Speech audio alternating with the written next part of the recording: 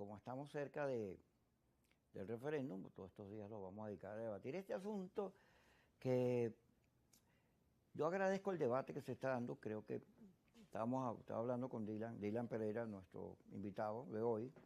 Tiene 23 años, pero sabe más que Yesenia y que yo. Estaba hablando con Dylan que el referéndum es una buena idea, no es mala idea.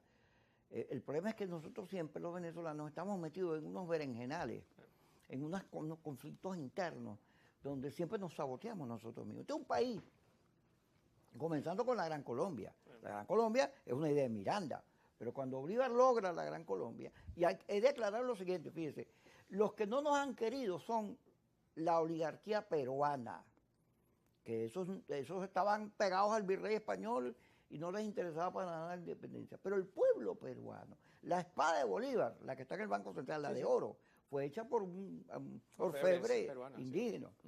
Y en honor a Bolívar, que era una gran figura. Y Bolívar, cuando recurre a Perú, toda la gente sale, lo alaban, le dan una cosa como de César.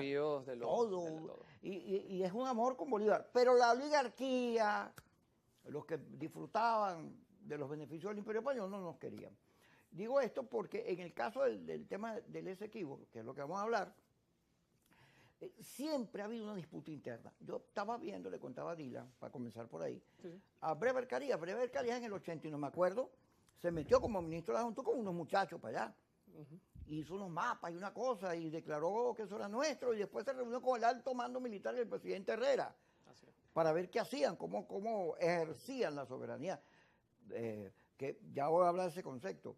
Y Luis Herrera le dijo, Charles, las Malvinas, porque estábamos en pleno conflicto con las Malvinas.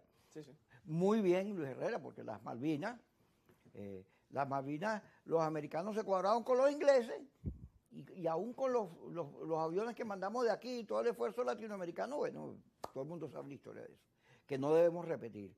Pero hay unos mitos aquí, fíjate, aquí hay una gente que está coincidiendo con Guayana y con los Estados Unidos.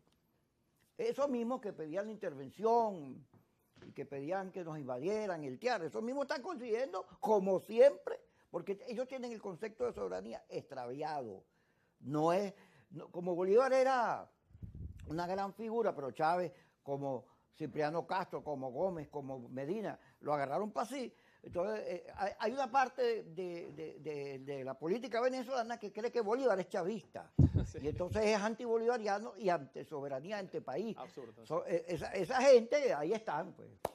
Hay otros, bueno, el gobierno que, ¿cómo no?, está utilizando lo de Guayana, pero en medio de una situación en la cual Guyana es la que provoca todo este conflicto, cuando va a la ONU. Unilateralmente. Claro. Y luego están los que creemos que esto no es malo, esto es bueno. Nosotros nunca, a excepción de Lucinchi, nosotros nos hemos caracterizado por ser muy pasivos, ni siquiera diplomáticos, sino pasivos en la defensa de nuestro territorio. Está bien que salgamos a defenderlo. Ahora, hay otros locos, como mi amigo Ecarri, que casi que invaden Guyana y proponen que nos metamos los aviones. Entonces estamos en una cosa que demuestra por qué nunca hemos podido lograr nada en términos de territorio, porque siempre nos saboteamos nosotros mismos. El criterio de unidad nacional aquí es imposible.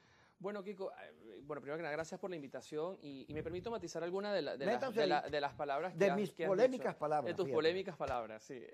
Bueno, primero que nada, yo creo que es un graso error decir que los venezolanos hemos abandonado nuestra soberanía sobre la Guayana. Eso es mentira. Eso es totalmente falso.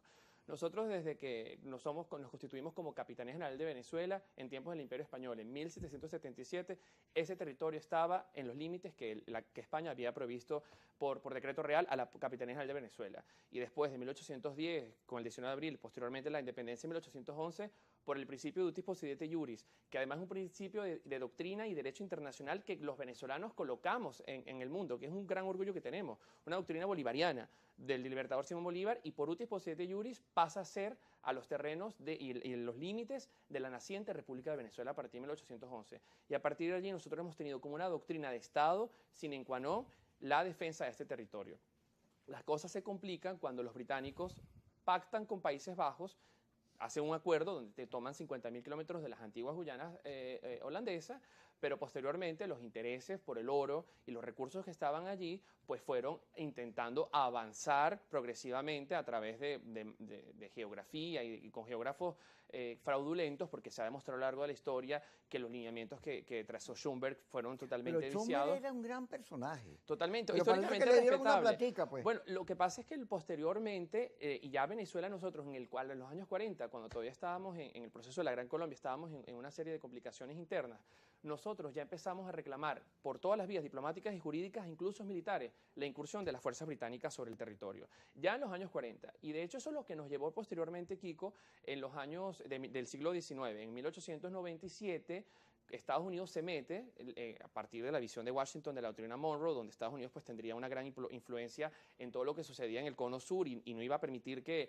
la injerencia de los imperios europeos permaneciese en la zona, sino ya una hegemonía más importante de influencia norteamericana. Pues vamos al Tratado de Washington de 1897, en el que se sugiere resolver por lado arbitral, que fue lo que desencadenó en el lado arbitral de 1899. Pero fue tan injusto el lado arbitral de 1899 que incluso violaba los principios que se habían pactado en Washington en 1897. Yo creo, y allí Venezuela ha sido consecuente a partir de ese momento en denunciar el fraude, porque además ni siquiera estábamos representados. Y cuando se descubre... No, y hay un cuento del presidente del tribunal que era francés, que Sí, lo llevaron, Fyodor Martens. lo llevaron para Inglaterra y le hicieron fiesta, lo condecoraron. Tú sabes que Fyodor Lo Martens... hicieron un héroe nacional. Fyodor Martens, o sea, es una figura que nosotros, o sea, desde el punto de vista del derecho internacional, yo tengo la oportunidad de estudiar derecho internacional en Ginebra, en La Haya, y es una figura que valoramos porque él, por ejemplo, tuvo una importante actuación en lo que significó la descripción del derecho internacional humanitario. Pero en el caso venezolano fue totalmente fraudulento, porque había dos jueces americanos que supuestamente representarían los intereses de Venezuela, y habían dos jueces británicos, y estaba Fyodor Martens, que además es un jurista ruso. Él nació en lo que actualmente es Estonia, que en ese momento estaba parte del zar Nicolás II.